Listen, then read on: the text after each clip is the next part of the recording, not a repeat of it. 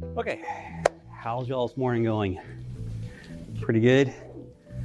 It's getting better because we're going to do CAL2 today, and after that, chapel. So this is going to keep getting better and better and better. All right. So just some housekeeping real quick. We do have the exam on Friday.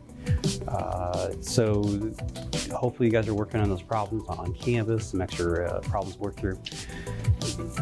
If you haven't studied yet, today would be a good day to devote a lot of time to studying, and also tomorrow.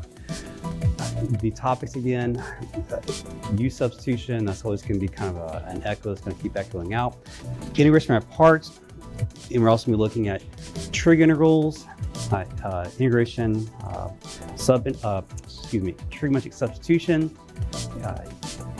partial fractions, decomposition, improper integrals, possibly type 1, type 2.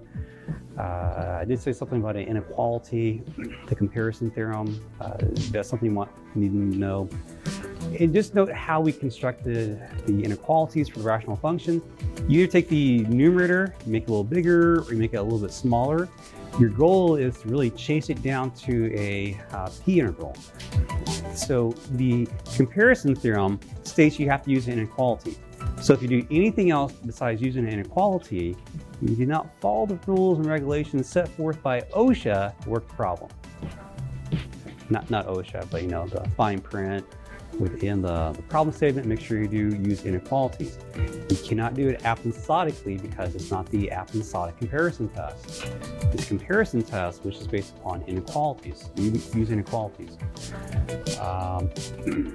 Then let's see, those special identities, remember that packet I gave you guys for you to turn any trigonometric integral into a partial fractions problem.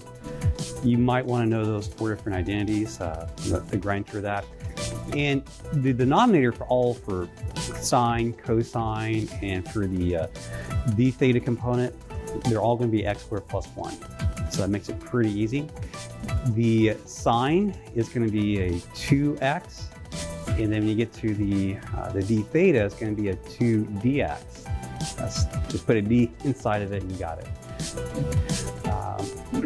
And then some things here on numerical integration.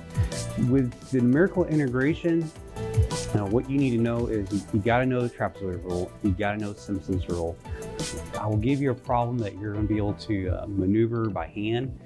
Nothing like we're doing here in class. This is a little bit more intense with all these numbers taking out the calculator. Okay, questions?